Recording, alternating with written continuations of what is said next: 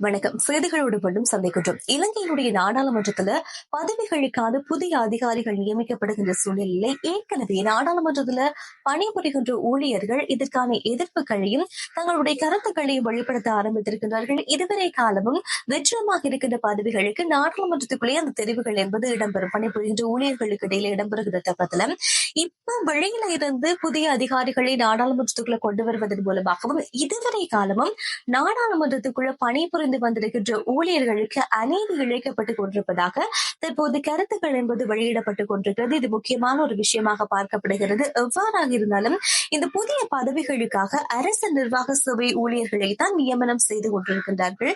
இந்த விடயம் சுட்டிக்காட்டப்பட்டிருக்கிறது. அதே நேரம் அண்மையில் இடம்பெற்ற நாடாளுமன்ற உயர் அதிகாரிகளுக்கு இடையிலான கலந்துரையாடலும் இந்த விடயங்கள் என்பது விவாதிக்கப்பட்டிருக்கிறது என்பது முக்கியமான ஒரு விஷயம். எவ்வாறு இருந்தாலும் அந்த பதவிகளுக்கு தகுதியானவர்கள் அந்த இடத்துக்கு நியமிக்கப்பட வேண்டும் என்பது முக்கியமான ஒரு விஷயமாக இதுவரை காலமும் இருந்து வருகின்றது. எனவே இதுவரை காலமும் அந்த எதிர்பார்ப்பு சரியான முறையில் பூர்த்தி செய்யப்படவில்லை என்பதற்காகத்தான் புதிய அரசாங்கம் நியமிக்கப்பட்டிருக்கிறது. எனவே இந்த அரசாங்கம் ஒரு சில பதவிகளுக்கு நியமித்த பல நபர்கள் அதுல கேள்விகள் பல எழுப்பப்பட்டு அந்த பதவியிலிருந்து வெளியேறி இருக்கின்ற சூழ்நிலையிலும் மீண்டும் நாடாளுமன்றத்துக்குள் இப்படியான நியமனங்கள் இடம்பெறுகிறது. தகுதியானவர்கள் நியமிக்கப்பட வேண்டும் என்பது மக்களுடைய கோரிக்கையாக இப்போது வரைக்கும் இருந்து வருகின்றது. தன்னுடைய 30 ஆண்டுகால போராட்டம் என்பது முள்ளிவாய்க்காலோடு நிறைவடைய போவதாக தன்னிடம் அவர்கள் தன்னிடம் கூறியதாக தற்போதைய வைத்தியசாலை யாழ் வைத்தியசாலையினுடைய பணிப்பாளராக இருக்கிற சத்தியமூர்த்தி அவர்கள் சொல்லியிருக்கிறார். இந்த விஷயங்களை அவதானிக்கின்ற நேரத்திலும் 2018 ஆண்டு மே மாதம் 5ஆம் தேதியை பொறுத்தவரையில் முள்ளிவாய்க்காலில் வைத்து முன்னாள் முக்கியமான போராளிகளாக இருந்த சூசை, பானு, அதிநிலம், சொர்ணம் இந்த 3 பேரையும் தான் சந்தித்து பேசியதாகவும் அந்த தருணம் தன்னிடம் 30 ஆண்டுகால போராட்டம் என்பது இதோடு முடிவடைய போவதாகவும், எனவே வருகின்ற நாட்களிலும் ஐக்கிய நாடுகளுடைய முகவர்கள் வருகின்ற நேரம் ஆயுதங்களை அதிலே இவர்களிடம் ஒப்படைத்து விட்டு தான் வெளியேறப் போவதாக சூசை தன்னிடம் சொன்னதாகவும் ஏனைய உறுப்பினர்கள் ஏனைய போராளிகள் தொடர்ந்தும் போராட போவதாக கூறியதாக தற்போது சத்தியலிங்கம் அவர்கள் சொல்லி இருக்கின்றார். அதே நேரம் 2009ஆம் ஆண்டை போலதான் 2024ஆம் ஆண்டும் இருக்கிறது. எந்த விதமான வித்தியாசமும் தனக்கு இல்லை என்பதாகவும் முன்னாள் போராளிகள் சார்ந்து முள்ளிவாய்க்கால் சார்ந்தும் தொடர்ந்தும் தன்னுடைய உணர்வு அதே போல இருந்து வருவதாகவும் அந்த காலப்பகுதியில தான் தொடர்ந்து பணியாற்றியிருக்கிறார். எந்த ஒரு சூழ்நிலையிலையும் அதை பயன்படுத்தி எந்த முள்ளிவாய்க்கால இடம்பெற்ற காலப்பகுதியில தான் தொடர்ந்து பணியாற்றுகின்ற நேரம் அவருக்கு ஏற்பட்டிருந்த சில அனுபவங்களையும் குறிப்பிட்டிருந்தார். அதுல முக்கியமாக பகுதியிலும் வைத்தியசாலையில இடம்பெற்ற வைத்தியசாலையில பணிபுரிந்திருக்கக்கூடிய ஒரு தாதியர் செல் தாக்குதல் இடம்பெற்று தன்னுடைய கண்ணுக்கு முன்னால் மரணமடைந்திருக்கின்ற நிகழ்வுகளும் முள்ளிவாய்க்கால அந்த இறுதி 3 நாட்கள் நடந்திருக்கின்ற பல நினைவுகள் தன்னுடைய மனதில் இப்போது வரைக்கும் இருந்து வருவதாகவும் அவர் சொல்லியிருக்கிறார்.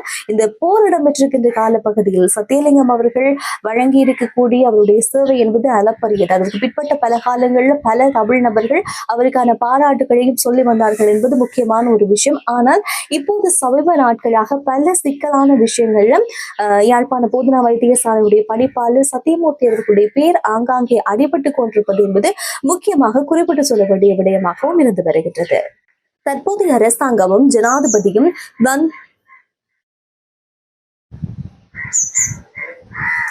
தற்போதைய அரசாங்கமும் ஜனாதிபதி ஆட்சிக்கு வந்து 100 நாட்கள் நிறைவடைந்திருக்கின்ற சூழ்நிலையிலும் இது ஒரு தோல்வி அடைந்த அரசாங்கமாக மக்கள் கருத ஆரம்பித்திருப்பதாக ஐக்கிய மக்கள் சக்தியுடைய நாடாளுமன்ற உறுப்பினரும் அதே நேரம் எதிர்கட்சியின் பிரதம அமைப்பாளருமாக இருக்கின்ற ஹஜின கமாத்திலக் அவர்கள் சொல்லியிருக்கின்றார். ஐக்கிய மக்கள் சக்தியுடைய தலைமை காரியாலயத்தில் இடம்பெற்ற ஊடக சந்திப்பின் போது அவர் இந்த விடயங்களை குறிப்பிட்டிருக்கிறார். அவர் சொன்ன விஷயங்களை அவதானிக்கின்ற நேரம் இந்த அரசாங்கம் ஆட்சிக்கு வந்து 100 நாட்கள் கடந்திருக்கின்ற சூழ்நிலையிலும் ஆட்சிக்கு வருவதற்கு முன்பாக பிரச்சாரங்கள் செய்கின்ற நேரம் தேர்தல் மேடைகள்ல 24 மணித்தியாலத்துல ஒரு கையொப்பு மூலமாக எப்படி மக்களுக்கு நிவாரணம் வழங்குவது என்பது பற்றியும் அதே நேரம் மக்கள் மீது சுமத்தப்பட்டிருக்கின்ற சுமை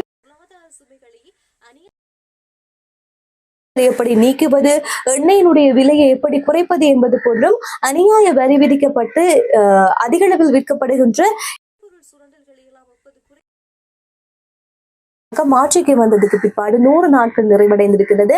எந்த ஒரு விடயத்தையும் செய்யவில்லை. எனவே இது ஒரு தோல்வியடைந்த அரசாங்கமாக மாற ஆரம்பித்திருக்கிறது. இதை மக்கள் இந்த தோல்வியடைந்த அரசாங்கமாக இதனை பார்க்க ஆரம்பித்திருக்கிறார்கள் என்று பல கருத்துக்களை அவர் சொல்ல ஆரம்பித்திருக்கிறார். இதே நேரம் நல்லாட்சி அரசாங்கம் ஆட்சிக்கு வந்ததுக்கு பிற்பாடு ஒரு 100 நாட்களுக்குள்ளேயே மக்களுக்கு நிவாரணங்களை தாங்கள் வழங்கியிருந்ததாகவும் பொருட்களுக்கான விலையை தாங்கள் குறைத்திருந்ததாகவும் அதே நேரம் இந்த தகவல் அறியும் உரிமை சட்டம் நிறைய சுயாதீனமான ஆணைக்குழுக்கள் என்று வெற்றிகரமாக தாங்கள் நிறுவியதாகவும் 100 நாட்களுக்குள்ள நாங்கள் இவ்வளவு விடயங்களை செய்திருக்கின்றோம் என்று ஒரு பட்டியலையும் அவர் வெளியிட்டிருக்கிறார். இந்த விடயங்களை அவதானிக்கின்ற நேரம் சில விஷயங்கள் சில நேரங்கள்ல ஒப்பீட்டளவுல பார்க்க முடியாத அளவுக்கு தற்போதைய அரசியல் சூழ்நிலை என்பது இருந்து வருகின்றது. இதை ஒரு சிலர் ஆதரித்தாலும் இதற்கான மாற்று கருத்துக்களையும் பல தரப்பினர்கள் சொல்லி வருகிறார்கள். இவ்வளவு காலமாக இருந்து வந்திருக்கின்ற சிக்கல்களை ஒரே நாளையோ இல்லாவிட்டால் மிக குறுகிய காரியம் கிடையாது என்று தற்போதைய அரசாங்கத்திற்கு ஆதரவாகவும் கருத்துக்கள் வெளியிடப்பட்டுக் கொண்டிருக்கிறது. உங்களுடைய கருத்துக்கள் எதுவாக இருக்கிறதோ அதனை மறக்காம கமெண்ட்ல சொல்லுங்க. நாளை நாள் செய்திகளோடு சந்திக்கலாம். நன்றி, வணக்கம்.